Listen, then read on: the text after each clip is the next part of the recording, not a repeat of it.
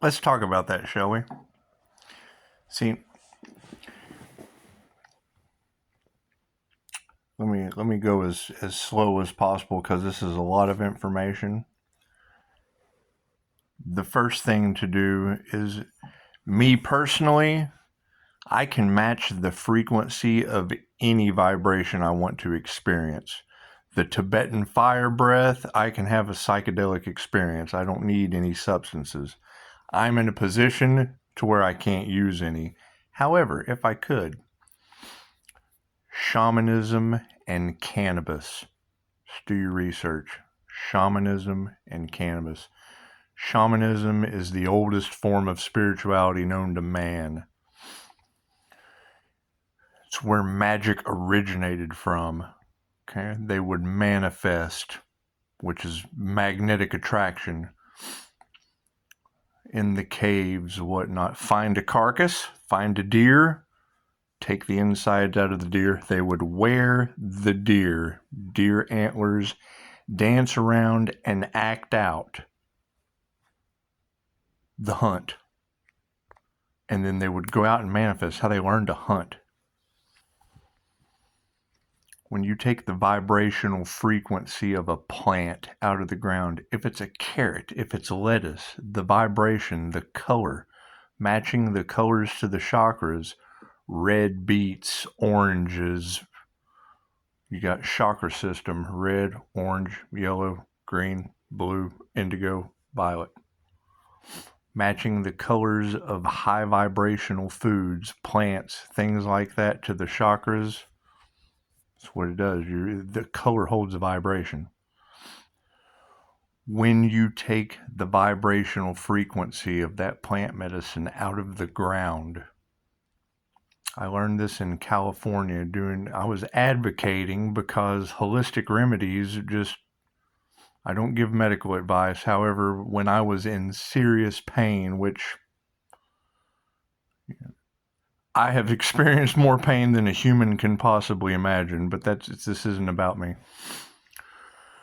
When you take the vibrational frequency of a plant out of the ground, if it's lettuce, it's going to give the body information.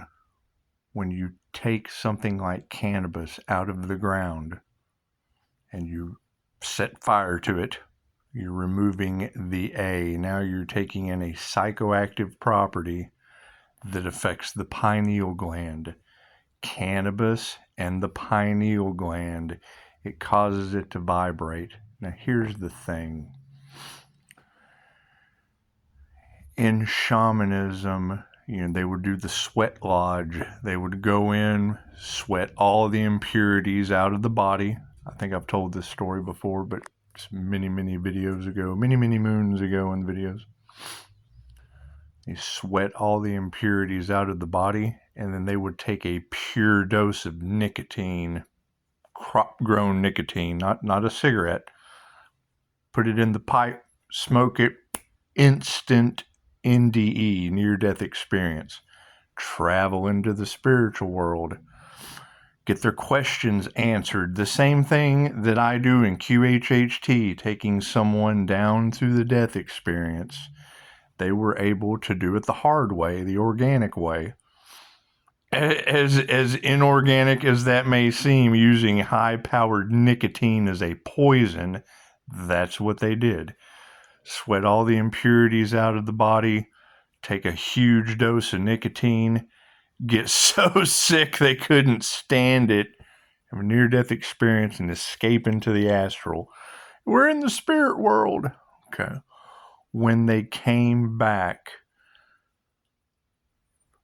for intention purposes, they would set an intent because they had sweated out all the impurities, took a dose of nicotine, and escaped into the astral, spirit world, whatever you want to call it.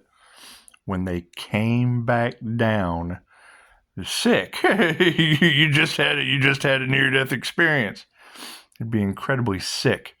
So they'd take the peace pipe, they would take cannabis, and they would hold in an intention. Okay, here's the thing about manifesting with cannabis.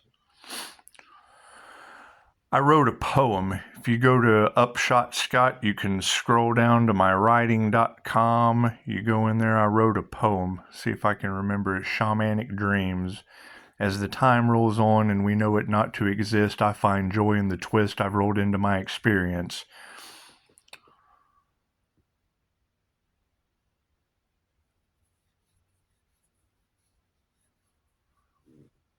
By setting the intent for my pineal to produce an abundance of a spirit molecule, and then it's time to reduce any negative vibe coming into my field, for when the moment comes right and my mind is tight and ready to reveal, I get a hold of my favorite strain to match the own vibration of my body so the plant doesn't complain.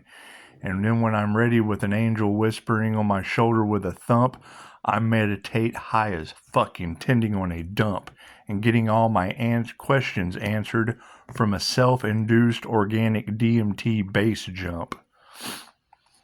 I wrote that poem in Las Vegas, advocating for holistic remedies. What I found by studying shamanism and cannabis is it's not the plant, it's the overindulgence of the plant. Anything you do 51% of the time is overindulgence. But if it's natural, if you're doing something natural, exercise, you don't want to exercise more than 50% of the time. We work 8-hour days. Think of it like that. Anything organic that is, and I'm not going to say good for you, depending on what you're using it for. If you have pain, this is how cannabis works. You're holding an intention in your mind's eye, the effects of cannabis on the pineal gland. This is a beautiful question that you just asked. It's not so much quitting it, it's using it for the right reasons, and you'll understand why.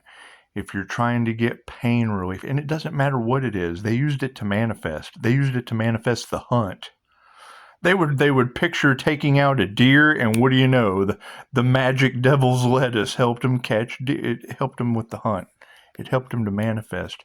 You're impressing the subconscious mind. The same way the dark magicians impress the subconscious mind to make things magically appear, the shaman did the same thing with cannabis. When you're using it as a medication or a plant medicine, it's based on your intention. The same way I use Reiki, I set my intention, I project an energy. Where your energy goes, where energy flows, it grows. Okay, so if you're trying to manifest no pain, you hold the intention of no pain. When you intake cannabis, if the vibrational frequency of that plant is higher than yours, you're going to get high. If it's lower than yours, you're going to get stoned. Indica, sativa. The key is, you want to gain weight? Hold the intention of gaining weight. You get the munchies. You want pain relief. Hold the intention of pain relief. You get pain relief. Relieving anxiety. Whatever you're using the plant for, you have to have an intention. Here's how I figured that out. And all you have to do is study shamanism and cannabis, and it'll tell you. How many times have you heard somebody saying, I don't like to use pot because I get paranoid? It's because they're aimless. They're smoking it just to smoke it. They don't have an intention, and the subconscious mind takes over and gives them a spiritual experience. Water holds energy. I saw kids in California left and right having massive spiritual experiences from OG, ocean-grown weed. Water holds energy. How many marine life souls perish in the ocean? Whether or not that has anything to do with it, it was the first thing I thought, so go with it. Water holds energy. Energy is transferable. 1 + 1 is 2. Anyway, You had kids in California that were getting the heavy duty, the higher THC level. It was giving them psychoactive experiences. Me growing up, it wasn't nothing like that. And red hair out of Mexico did not do anything like that. This hydroponic shit was beyond the moon, but you have to have an intention. Concentrates, things of that nature in California, you have to have an intention. If you don't, you had kids running around seeing Bigfoot. You had them seeing aliens. You had them talking absolutely insane shit because they were having a spiritual experience. They were tapping in to the spirit world. They were tapping into the subconscious mind. Terence McKenna quoted, I believe it was Carl Jung, said that, Jung had said it was like autonomous elements escaping the psyche and presenting themselves. Well, that's what we're all going through right now. We're projecting from our subconscious mind our own reality, right? If you go to the YouTube search bar and put in Samadhi 3, right? When you see that master sitting there, it shows a holographic image of dragons coming out of. That's raising the Kundalini. That's the same way he's holding dragons in his mind's eye, the same way you see light coming out of me in the kitchen. It's that simple. It's that simple. You hold the intention in your mind's eye. When you say shields up, your shields go up. INFJ shield building technique. I throw them up instantly. Does it take a lot of practice? Yes, you have to have a very, very strong mind. It's just practice. It's like a muscle. The more you practice with it, the stronger it gets. In the Ascension glossary, they have the 12D shield building technique. Okay, I've taken just a little bit of all of these different concepts and molded them together for something that works for me. So don't ever listen to anything I tell you. It works for me. I'm not saying that anything I ever do is going to work for you. I'm saying you have to find what works for you and do it. However, when it comes to cannabis, if you're using it for medicinal purposes, have an intention. Because I did. That's where that poem came from, right? And seeing kids running around, there's no doubt why the homeless population in California is so bad. You can keep a gallon of milk in the sand until the expiration date. They don't need a refrigerator. It's the weather. It has absolutely nothing to do. Anyway.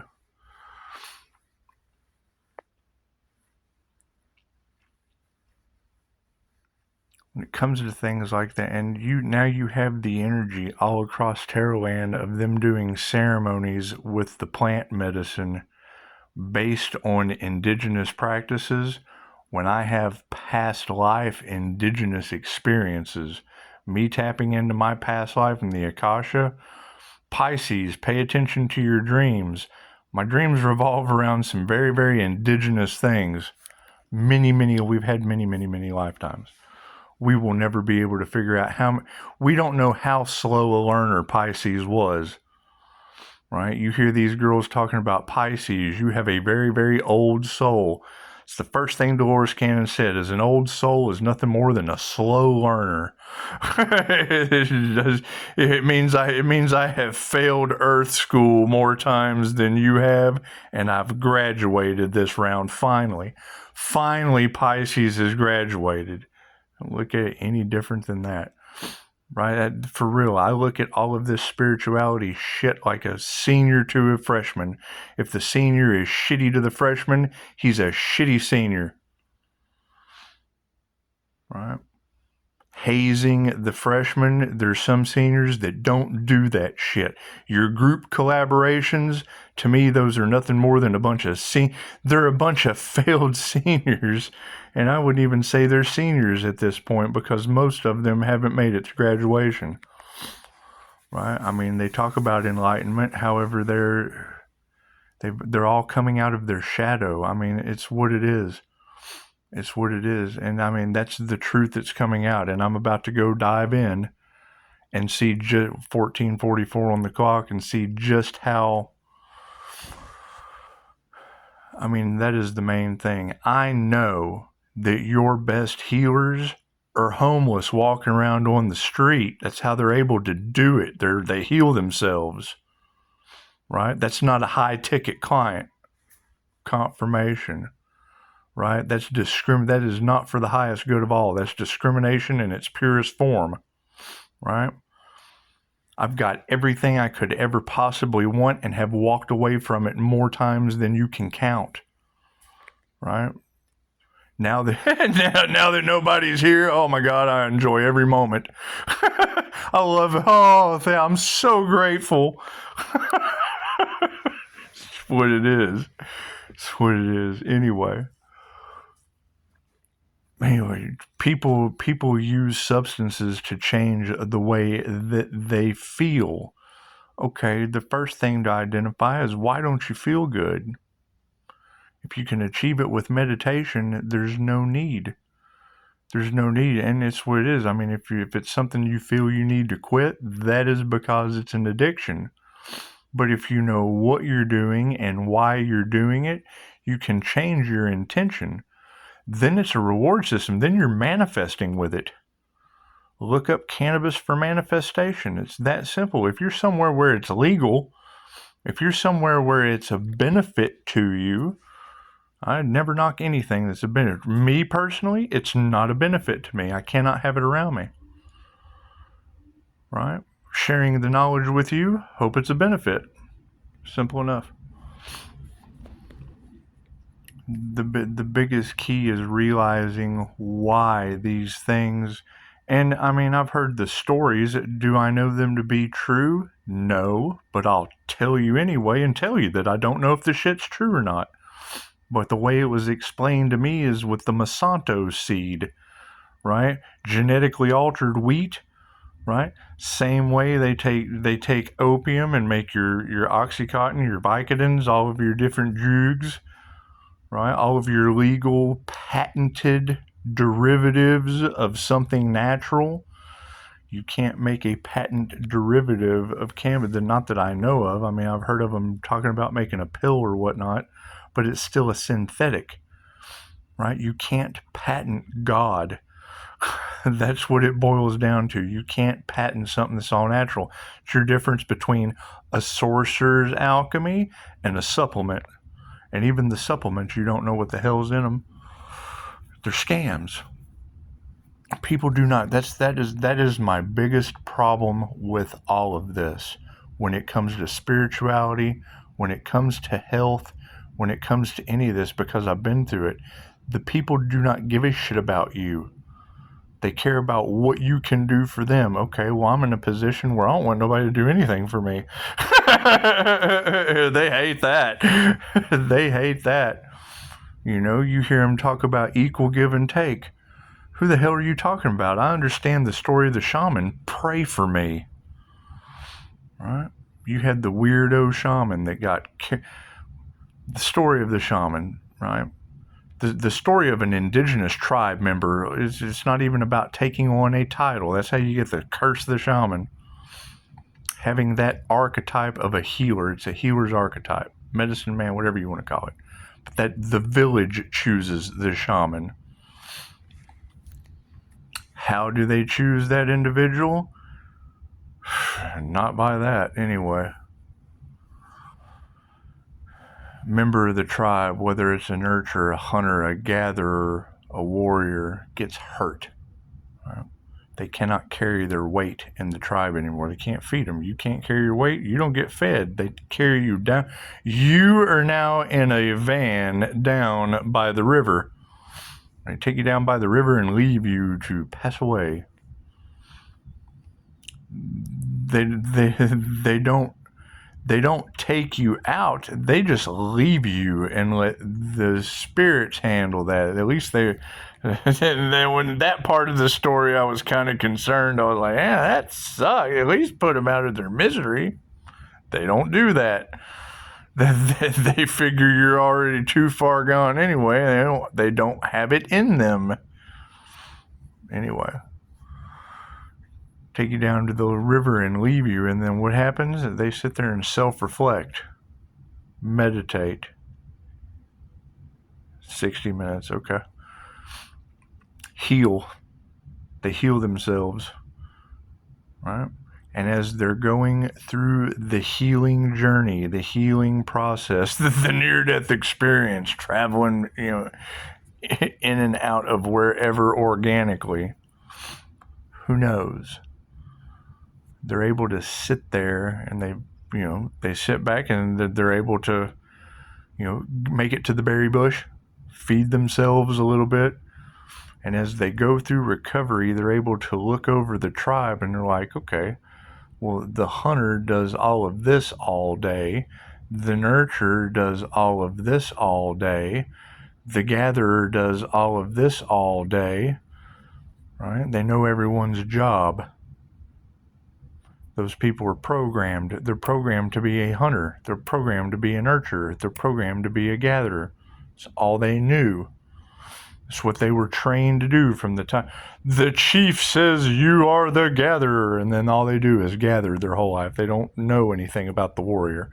They don't know anything about the nurturer. They're not taking care of they're not raising the child. Anyway.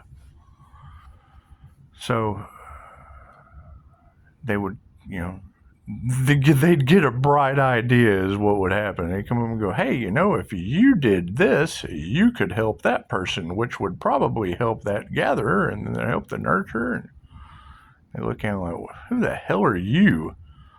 How do you know? Right? And then they would disregard it. They would ignore them. Then they would laugh at them. Then they would argue with them. And then they would try it, and then you win. Thank you, Mahatma Gandhi. Then there would become a separation. Right?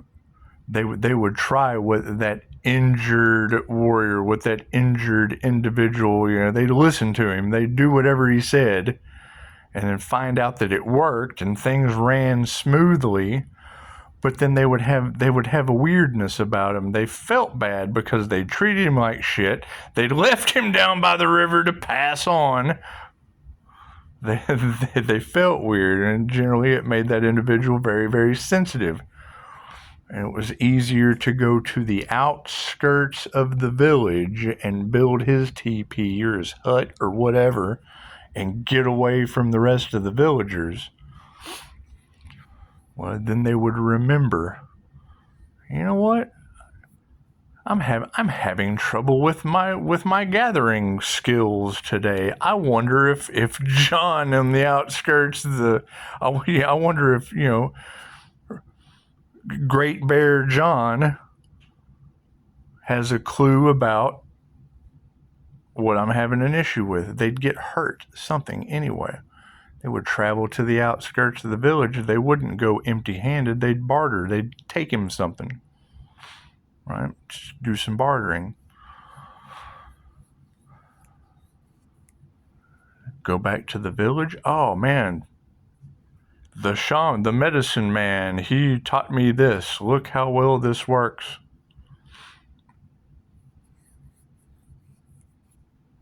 Lightning, there's three different variations of this story. The other one is lightning strikes a member of the tribe and it doesn't kill him. Oh, he's a miracle medicine man. Or lightning would strike a tree. Weirdo from outskirts. Oh, what the hell's going on? Come down, trees on fire. So you've got a hunter wanting to hunt it. You've got the warrior wanting to fight it. You got the nurturer knows they can't nurture fire. They're all freaking out. Knows how everyone thinks. Oh, look at this. It is a gift from the gods. It is the fire god. How do you expect the gods to give you the gift of fire? Of course it's scary, but he's a salesman. He sold them on fire. Look, you can cook what you hunt. Look, you can heat the bottle. It's what it is. So anyway.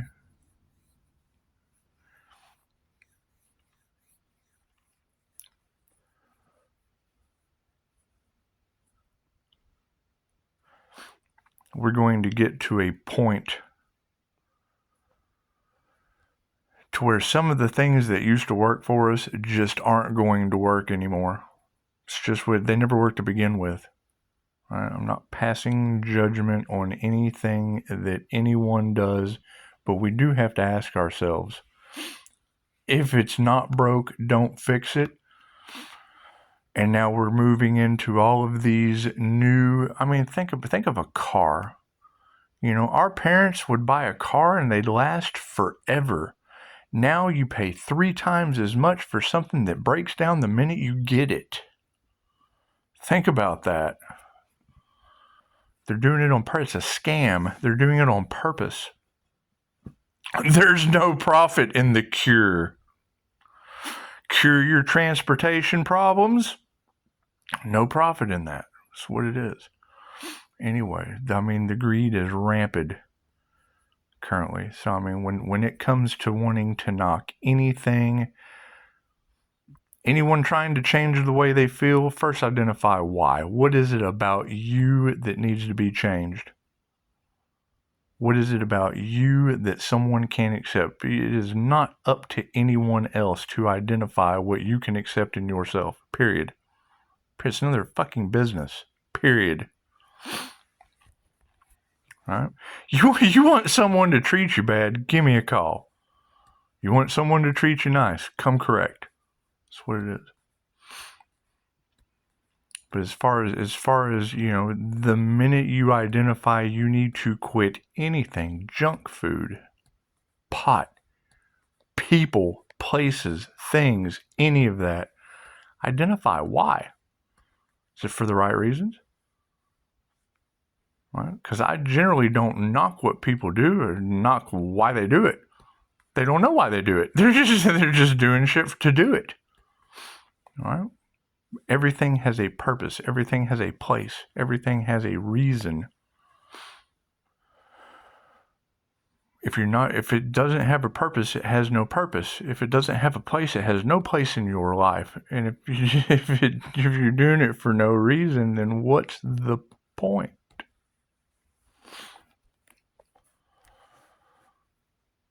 But my thing is, when I hear these girls talking about love spells, glamour spells, all that shit that was used on me, and I have an energetic shield programmed for healing with love's intent to help her heal, and everything they tried to use on me is now backfiring, if they are projecting cords, this is what I'm trying to figure out. If they are projecting cords onto me, and I sever that cord outside, and it has my intention of love's intent to help her heal, well, that's a love spell in itself energetically, and it's going to cause a magnetic attraction. Cool. If they're manipulating your mind, your emotions, and to take advantage of you, I'm going to be mean to you. Period. If I know that if I know that that's what they're doing, I'm going to do the complete opposite. Till I can figure it out. We don't know what the hell these people have done. They've done it in large groups with witchcraft. Okay, great. Right? I don't know much about that shit. I know a little bit about Reiki, and I know a lot about QHHT. And still learning, but they don't like to learn. Ooh, we got ourselves a learner. So it goes against their belief system. Great. How's those systems working out? We are redesigning and troubleshooting systems and breaking humans out of a matrix of control. The draconian control matrix. It has a name for a reason. It attracts sinners to keep them in the corral, fighting, ready to die for the shepherd's convictions. And it's not just you. Every religion was designed that way. They have you doing shit religiously. That's what it is. I don't knock anything anyone believes because I understand that is their soul's contract. You came to learn that. When I'm doing a QHHT session, I've had people come in, I don't know about this past life regression stuff. I don't want to upset Jesus. I get them down into a QHHT session and they're in a Muslim habit and don't understand that that's the opposite. See, they're going completely across on the wheel of karma, right? In a past life, they were fighting the Christians. In this reality, they're the exact opposite. They get to be the Christian, right? Has absolutely nothing to do with religion. And people are going to use religion to come against that. Great. They've never had a QHHT session. I had faith, conviction, belief in all kinds of shit until I saw it before my eyes. Then I had no choice. I had no choice except to believe in tarot. I had no choice except to believe in Dolores Cannon's New Age concepts because they prove tarot that's old as the hills. The divination tools that Jesus used, Reiki, the healing ability that Jesus possessed, the alchemical mystical parables of the INFJ. Period. He was able to manipulate people. When you listen to Dolores Cannon talking about Jesus and the Essenes, it's what it is. What did they do in large groups of people? They took his ideas for themselves, right? You're talking about Jesus being a mystic or being a master alchemist? Okay, who killed him? Everyone that runs Hollywood that's now burning from karma. That's what it is. We don't give a shit what people believe. Everyone is the same. Right? That's what I found in QHHT. I can't deny it. I use the analogy over and over and over again. You are a Porsche dealership. You're the whole dealership. Your dad, BMW dealership. Your sister, Mercedes dealership. Me, I'm a Ford dealership. I have my own marketing. I have my own management. I have my own service department. I have my own sales team, just like you, just like every dealership in your family. When a test driver walks onto that lot, that is consciousness. Christ consciousness, super consciousness, the mysteries of consciousness. The thoughts in your head, you don't know where they come from. The thing that drives your human, right? That test driver that came on to my lot, to my Ford dealership, is the same test driver that came on your lot and came on your lot, driving every make, driving every model, driving every color, getting hounded by every salesman, getting dealt with by every management and finance person, all of them. All of them. That's what it is. Right? You've got energy of past relationships mad at me that I've come to success. You bring a car into the situation. The minute I heard that, I thought, oh, well, they were arrested for domestic violence against me. So it's what it is. I'm so sorry. Not worried about any of this shit. We're moving forward. The past is the past. Right? And and it's beautiful that, you bring up cannabis, which, you need to quit pot. Okay, that's great. Everybody needs to quit what doesn't serve them. I'm full in agreement with that. However, if you don't have the knowledge and the awareness of how it can be used for the proper purposes with the right intent, the information is out there. Simple enough. So, everyone have a good evening. It's the end of, and says I got into numerology. Why do I like numerology so much? Why do I like angel numbers so much? Because the Wiccans have numerology. You give the Christians angel numbers. That way it's the same thing where no one's at risk at getting crucified or burned at the stake for using the numerical patterns of a communication with the universe. Right? You're talking, when I use angel numbers, those are messages that have been used like magic since World War II. The synchronicities and the way they pop in with the message, it's the same as tarot, same as any divination. You get exactly what you need at just the right moment to help you with the highest good, right? And they will baffle you. Nothing happens by chance. Everything happens for a reason. There is no such thing as coincidence. And the more you hear these energy readers, and the more they bust out this privileged lady that is mad at Pisces. Yeah, I don't know. We have to accept things for what they are.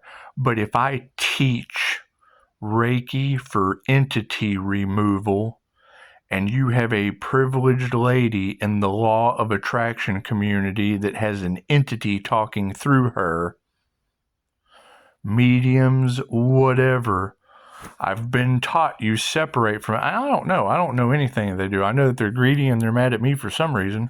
They certainly don't want me to succeed with Reiki for entity removal.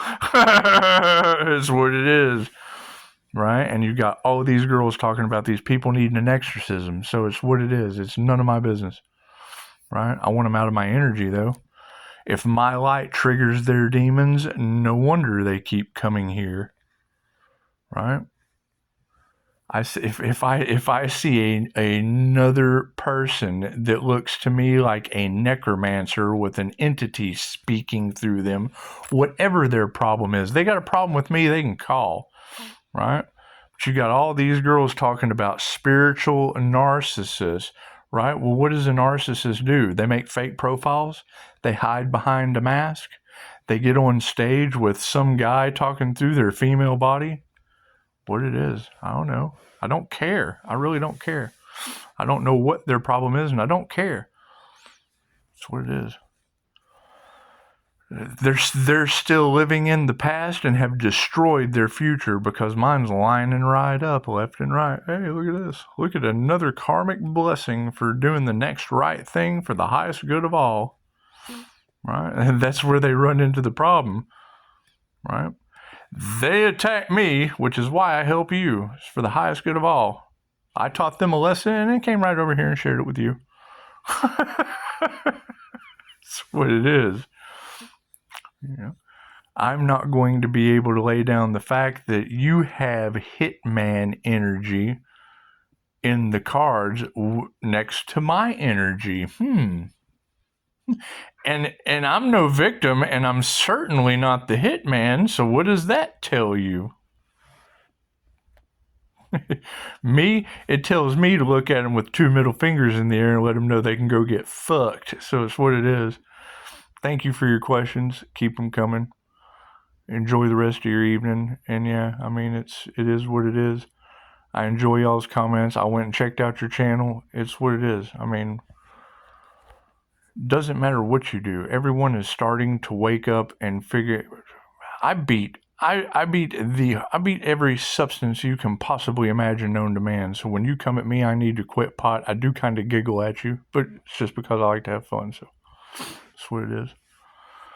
However, my past use is the quickest way, and that's another thing, the quickest way to ruin your life and every aspect of it is to get sober and start doing the next right thing. Everyone from your past will not want to see you succeed because you got sober and started doing the next right thing, right? Because that's all they know. That's all they know is addiction and doing the next wrong thing. That's what it is. And they want to hold you back with them. They don't want to see you go forward. They're still doing the same shit today that they were doing in high school. And we have graduated college, so here we go. Namaste.